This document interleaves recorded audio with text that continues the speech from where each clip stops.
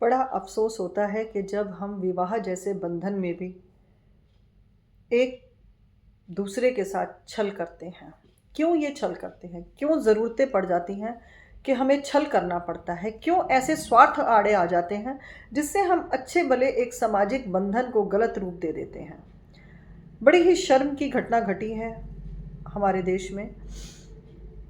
नाम है सोनम और पति का नाम है राजा रघुवंशी।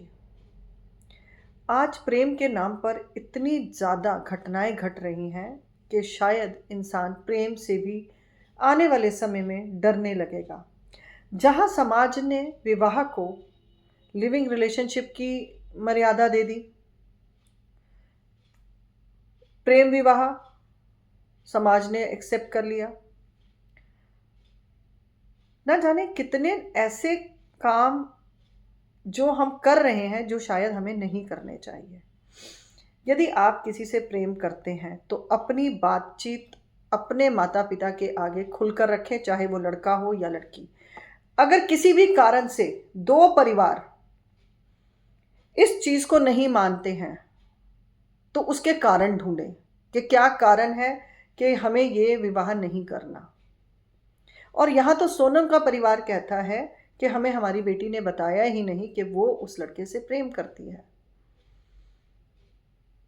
अगर वो बताते तो वो उसका विवाह उस लड़के से कर देते। अब यहां पर नुकसान किसका हुआ? जिनका बेटा गया, कि जिस लड़की ने बड़ी ही चालाकी से उनके बेटे को मार दिया और अब बयान में कह रही है कि मैं निर्दोष हूं, मैंने कुछ नहीं किया। ये बयान अपने आप से अपने मुंह से बोल रही है। जब वो कर रही थी तब उसकी आत्मा की आवाज वो सुन नहीं रही थी कि ये कर्म कितना वो गलत करने जा रही है। कैसे उसके मन ने उसको शादी तक की रजामंदी दी। इतना बड़ा सामूहिक विवाह होना, किस परिवार समाज के बीच में ये विवाह होना और अपने परिवार की मर्यादा और अपनी मर्यादा को खोकर उस लड़की ने कितने तरीके से उस घटना को अंजाम दिया। यहीं पर पता चलता है कि हम मानसिक तौर पर कितने कमज़ोर हैं, हम बौद्धिक तौर पे कितने कमज़ोर हैं कि हमें यही नहीं पता चलता कि सामने वाला आपसे क्या कर्म करवा रहा है। उस लड़की के अंदर कहीं पर भी वो भाव ही नहीं आए, वो अंदर जागृति ही नहीं आई कि वो कुछ गलत कर रही है। क्या ये प्रेम भ्रम है या छल है या सिर्फ आकर्षण है? क्योंकि यदि प्रेम की परिभाषा को अगर हम समझे तो प्रेम तो इतना पवित्र और सच्चा है कि वो कभी गलत काम कर ही नहीं सकता। वो किसी की हत्या, वो कहते हैं वो स्वयं को त्याग देता है किसी से प्रेम करने वाला।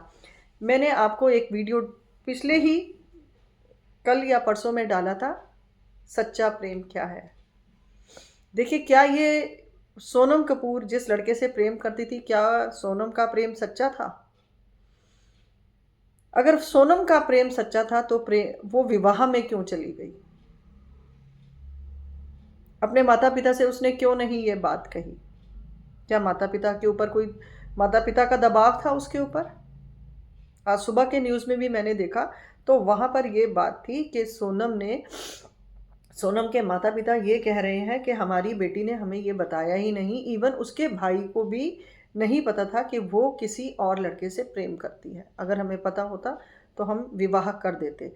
ये मेरा उन सभी लड़के और लड़कियों से कहना है कि यदि आप किसी से भी प्रेम करते हैं और अपने परिवार को बीच में लेकर आते हैं, और परिवारों को बीच में लेकर आना इसलिए ज़रूरी है क्योंकि फिर वो मर्यादा में रहते हैं। क्या ऐसे छल जो सोनम ने रघुवंशी परिवार के साथ किया, ये एक बहुत बड़ा छल था। उसको कहीं भी आभास नहीं हुआ। उसका ये पूरा प्लान था कि वो पहले शादी करेगी, शादी करने के बाद हनीमून पर जाएगी, वहां पर वो इस तरह से करेगी, गहने लेकर जाएगी। ये सब चीज़ें देखिए कितनी गलत हैं और समाज को कितना गलत मैसेज देती हैं। अपने बच्चों को, बेटियों को सही और गलत की पहचान कराएं। सच्चा प्रेम क्या होता है समझें। सच्चा प्रेम आपको करुणा देता है, आपके अंदर अच्छे बदलाव लेके आता है। यहाँ बदलाव क्या आया कि आप उसकी हत्या कर दें, उस रिश्ते से फ्रीडम में चली जाएं। तुम तो पहले से ही फ्रीडम में थी, तो तुमने क्यों इस बंधन में बंध कर उस इंसान की हत्या की। एक परिवार के अंदर से एक सदस्य चला गया, समाज के अंदर एक धब्बा लग गया कि एक पत्नी अपने पति की कातिल भी हो सकती है। आए दिन हम किन संस्कारों में जा रहे हैं।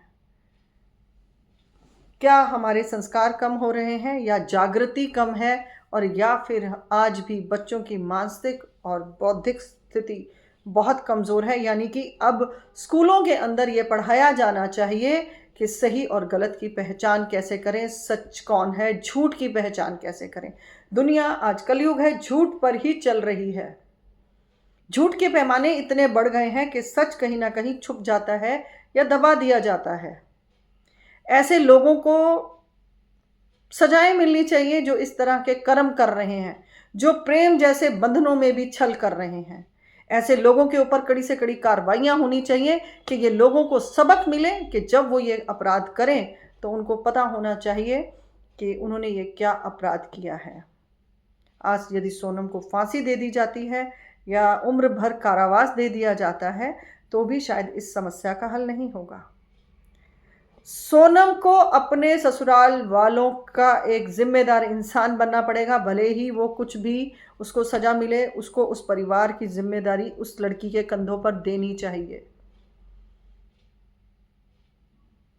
जबकि वो परिवार इस बात को स्वीकार नहीं करेगा, क्योंकि वो एक हत्या के रूप में उनके सामने आ चुकी है। उसने एक हत्या की है, कोई स्वीकार नहीं करेगा। क्या एक मौत के बदले मौत दे दी जानी किसी परिवार को शांति दे सकता है? नहीं दे सकता। विखंडन होना चाहिए ऐसे लोगों का जो प्रेम के नाम पर छल करते हैं और ऐसे ऐसे भ्रम पैदा करते हैं जो परिवारों के अंदर मानसिक अशांति को पैदा कर देते हैं, दुख पैदा कर देते हैं, भ्रम पैदा कर देते हैं और कहीं ना कहीं एक बड़े अपराध का रूप ले लेते हैं। अपने बच्चों को, बेटियां हो या बेटे, दोनों को समझाएं कि कोई भी गलत काम आपके जीवन का सर्वनाश कर सकता है। कोई भी एक गलत राय आपके जीवन, आपके बच्चों के तमाम प्रयासों को ज़ीरो कर सकता है, उनके करियर को, उनके सारे जीवन को। लिविंग रिलेशनशिप में रहना या लव मैरिज में चले जाना, समझ कर कदम उठाएं, सोच समझकर कदम उठाएं, क्योंकि जीवन अनमोल है।